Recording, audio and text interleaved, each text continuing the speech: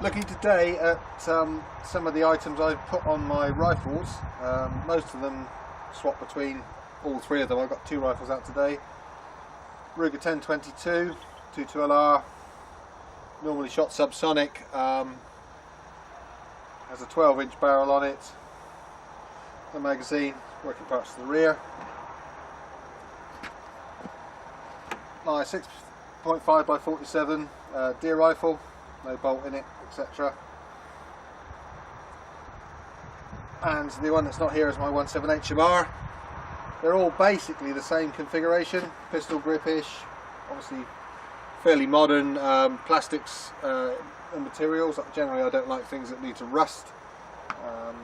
Don't like wood because it gets wet, so we use the modern stuff. So there's a few things I've set up the same. The scopes are all fairly similar, biggish, high mag tactical type scopes. IOR, this is an old A.R.M.O.U.R I had some years ago. This is 8-32,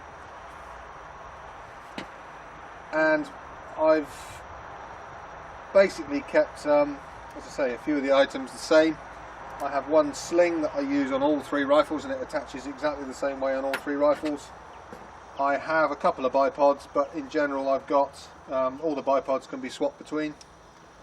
All of the rifles have a Picatinny rail, 10-inch Picatinny rail mounted underneath the foregrip, and anything I can fit to one I can fit to the other. These have AFGs on them. This is a Harris bipod, the 6 to 9-inch one with a quick release adapter on it. However, it doesn't tilt or cant, which is a bit of a pain. So looking for a better bipod, there's obviously the tilt and cant Harris, but they're quite bulky, a bit noisy. And the other one on the block is the Atlas. Atlas has got some features better than the Harris. Some people, other things it hasn't, they don't like.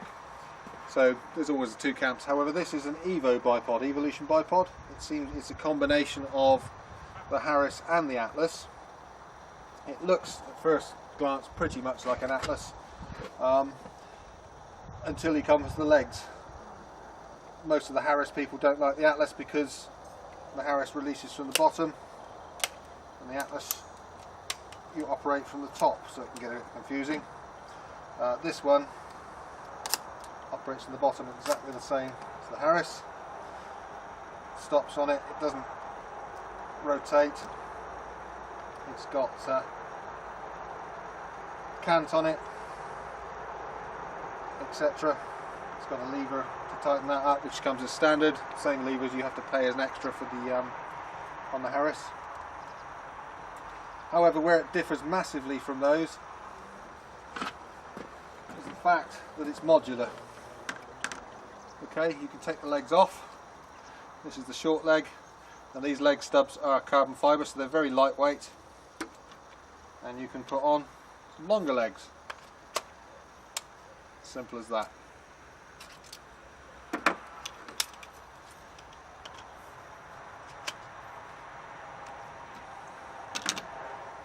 Okay, so that gives you a slightly higher bipod. This is much higher than the 9-12 or 9-13. And they switch out as quickly as that. You can carry whichever one's in your pockets as spares. Again, these extend out again. So for sort of sitting positions, maybe just about kneeling. But they don't stop there. What you can actually do is pull the feet off, and you can extend one set of legs by pushing on another set of legs. Okay, to make it even longer. Springs. A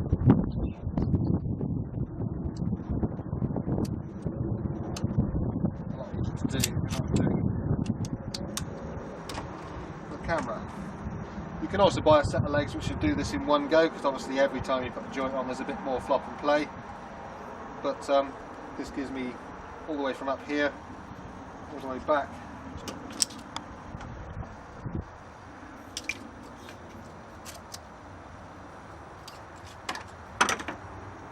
That's what I normally have on. which are just the short legs.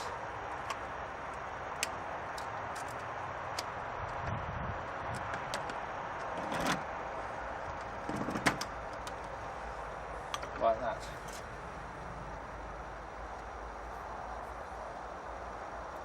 Obviously you've got to be careful you don't lose the feet, that's one of the fiddly bits. So in general, again, these are very lightweight to carry if you wanted to carry the extra set of legs.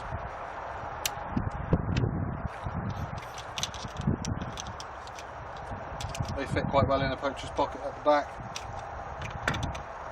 The other thing I'll put a picture up to show you, is you can also have a tripod adapter, or you move this on, clip it on, and it can clip straight to the tripod that actually you're watching on the camera's fitted to, which is quite clever.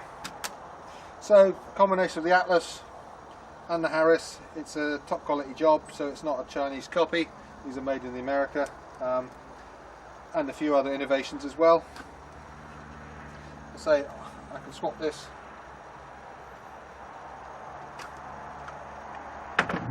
off of here.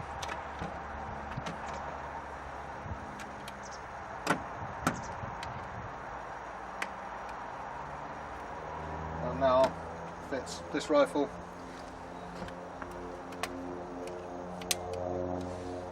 or the H.M.R. or whichever one. So it is a very expensive bipod, especially by the setup, even more so than the Atlas, but the flexibility it has for all the length bipod legs and switching it between all the rifles means you don't have to have 3 or 4 different bipods. That's not particularly cheap, they're around £100. So if we've got 3 of those on 3 rifles, that's 300 quid straight away anyway. So that's just one of the switch about things I've got. I've got this anyway. I normally keep this on here. So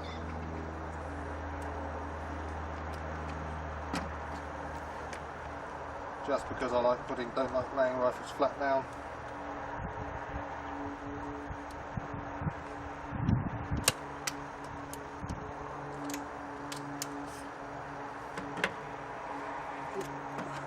I'll just put that one on backwards.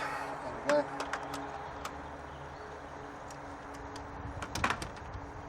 Okay, so the next thing is slings. Now, this is a Magpul MS4 sling. Well, it's not, it's one of the cheap Chinese copies,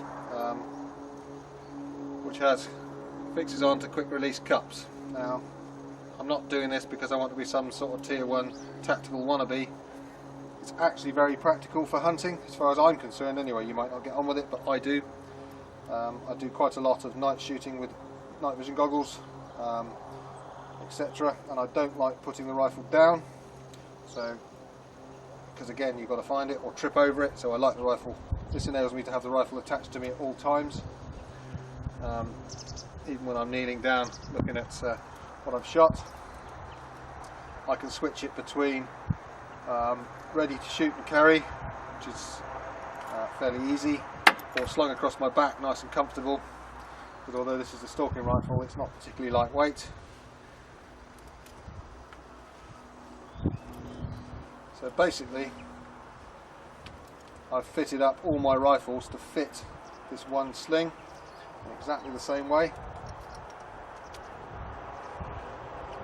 So I put it on over the head and shoulder like that. You're supposed to have it at the front and hang your rifle down the front. For this, all my rifles are fitted with 2 QD cups, one above the pistol grip and one right here at the front. So I can pick up any rifle when I'm wearing this, click the clip into it, adjust it around. That's on the wrong way, so we'll take it off anyway. Don't need it anymore because we're not going to put the rifle down. And then the rifle can just hang comfortably at the side. I'm normally supposed to wear them at the front, but it does flop around a bit, so you're not going to be running up and down a long distance, but it's quite handy when you're stalking slowly. You can take the weight off one of your hands. If you've got your sticks in one hand, you can still control the rifle to keep the pointing in a safe direction and watch your feet. I personally prefer to have it more slung around the side, I can control the rifle with this hand and my stick's in this hand, and you can still shoot with the rifle. On these ones, extend it out and put the rifle down. Like I say, we're not kicking doors down, it's just handy and practical. I can just rest the rifle, use binoculars, sticks, it's all perfectly safe, the muzzle's at the ground. For carrying longer distances, unclip this point, put it to the front. You can now sling it over your back, shorten this up, and now you've got it over your back and it's flat. Easy enough to do, pull it round, release this, you can shoot from there, you've got time. There's the QD, back in. There's no need for the muzzle to point anywhere at the ground. With prey, it's always down. And this works exactly the same for this 212R, 6.5 rear rifle, my 178 A.R.M.O.U.R.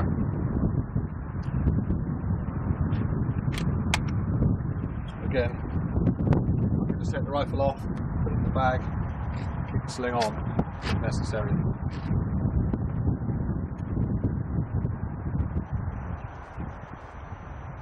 I'll put this one the right way around.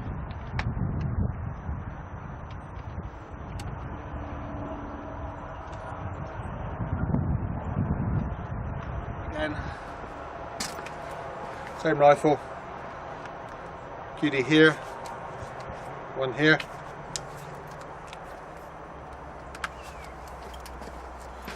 Rifle comes out the bag, bolt in.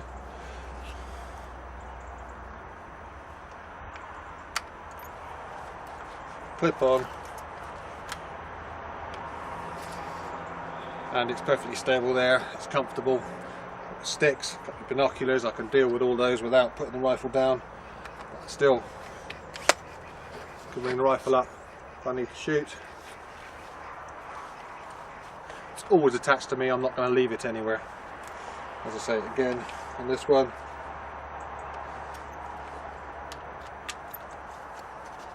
it can be slung around the back and then you adjust the length. Whatever is comfortable in carrying, because it's on the side instead of on the front along the bottom of the rifle like most slings. It doesn't flop around quite so much. Muzzle's pointing in a safe direction. I can easily lengthen it, bring it round.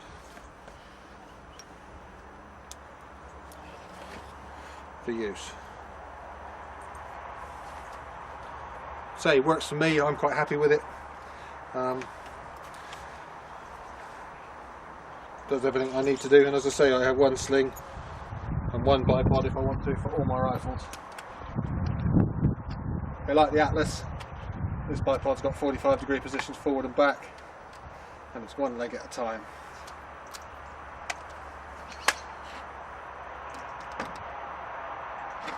Okay, last bit, silencers. Now I've got on both of these is a Calibre Innovations silencers, moderators, whatever you want to call them.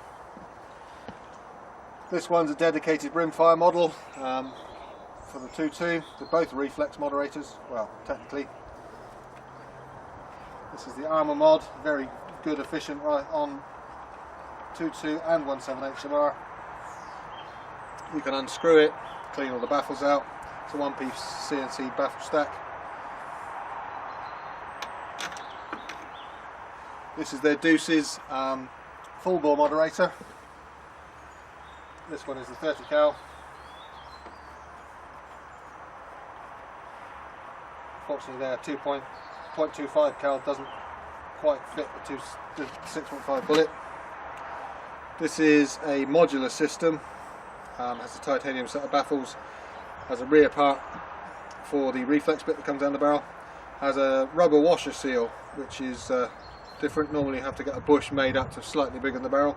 This one they laser cut to fit your barrel where it fits. So actually when it pushes on, it seals around the barrel so water cannot get in and fill up. Keeps all the rubbish out. but it doesn't affect the actual harmonics of the barrel. Take it apart nice and easy.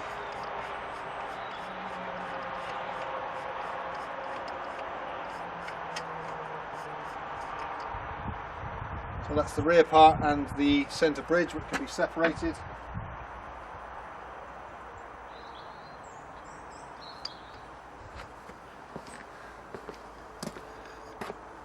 See if we can see you in the light. This is the stack. All these are titanium. This is all solid titanium CNC parts inside. That all slots in there.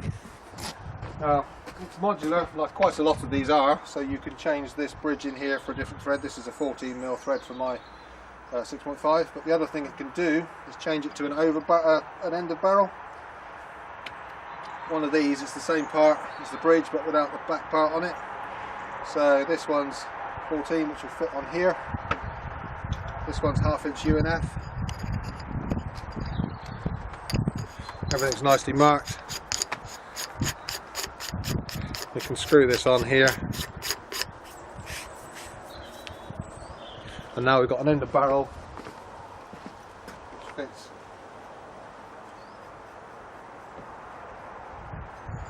straight on.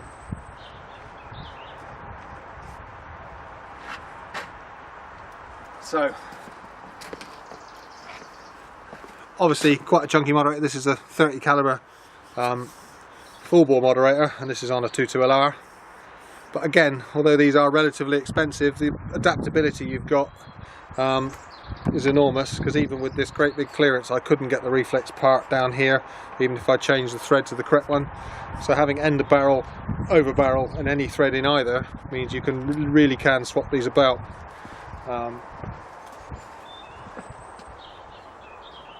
So yes, these are all relatively expensive parts, but if you just had one set with the change bits, you could fit pretty much anything you wanted a lot cheaper and easier, or a lot cheaper than having one set of really good quality stuff for everything.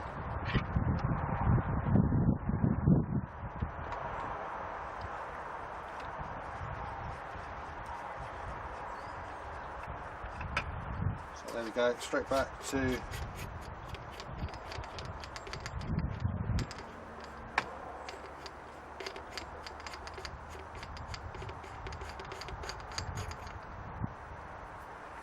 there. This one goes on.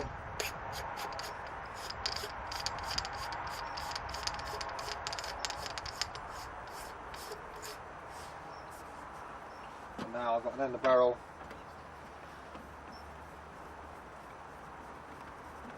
If I wanted to, or if I had to say something else where this wouldn't quite fit down. You can also get different length backs for this. There's one especially for the Ruger precision rifle, which brings it all the way back and matches it into the handguard without that drop down, so it looks quite smart. And again, if you want something custom, Calibre Innovations are quite capable of changing it to fit exactly what you want. So hopefully that's gone through a few little bits. I might do some more detailed stuff on each one individually later, but it's fairly simple. I've set it up how I like my stuff for the reasons I want to. Hopefully that helps you. If not, keep looking. There'll be some other way that you'll do it that will work for you.